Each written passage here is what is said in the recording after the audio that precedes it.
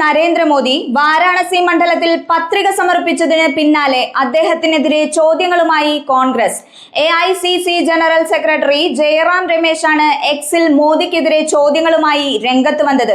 ഗംഗാ നദി വൃത്തിയാക്കുന്നതിനായി മോദി അവതരിപ്പിച്ച നമാമി ഗംഗ പദ്ധതി വൻ പരാജയമാണെന്ന് വ്യക്തമാക്കുന്നതാണ് ജയറാം രമേശിന്റെ ചോദ്യങ്ങൾ.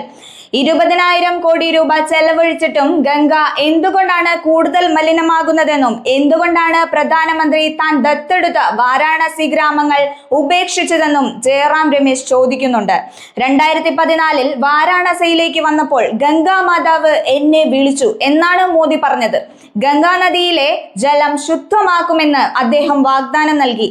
എന്നാൽ അധികാരത്തിലെത്തിയ ഉടൻ നിലവിലുണ്ടായിരുന്ന ഓപ്പറേഷൻ ഗംഗ എന്ന പദ്ധതിയുടെ പേര് നമാമി ഗംഗ എന്നാക്കി മോദി മാറ്റുകയാണ് ചെയ്തത്.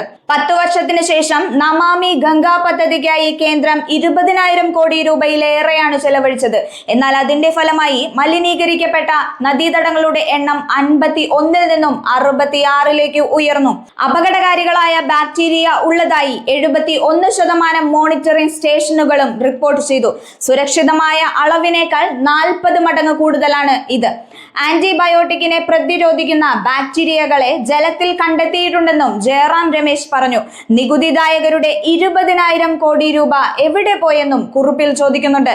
ഗംഗാ മാതാവിനോട് പോലും നുണ പറഞ്ഞ ഒരാളെ വാരാണസിയിലെ ജനങ്ങൾ എങ്ങനെ വിശ്വസിക്കുമെന്നാണ് ജയറാം രമേശിന്റെ ചോദ്യം.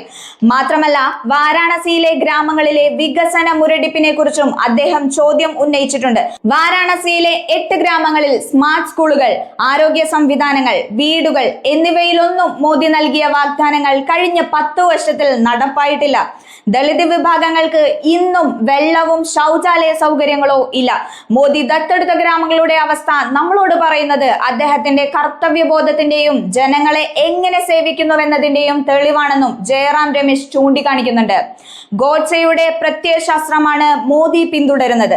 നാട്ടിലെ ഗാന്ധിയൻ സ്ഥാപനങ്ങൾ നശിക്കുമ്പോൾ വിദേശത്ത് ഗാന്ധിജിയെ സ്തുതിക്കുന്ന കാപട്യത്തിൽ പ്രധാനമന്ത്രി തുടരുന്നത് എന്തുകൊണ്ടാണെന്നും ജയറാം രമേശ് ചോദിക്കുന്നുണ്ട്. ജയറാം രമേശിന്റെ വാക്കുകൾ ഇപ്പോൾ രാജ്യം ഏറ്റെടുത്തിരിക്കുകയാണ്.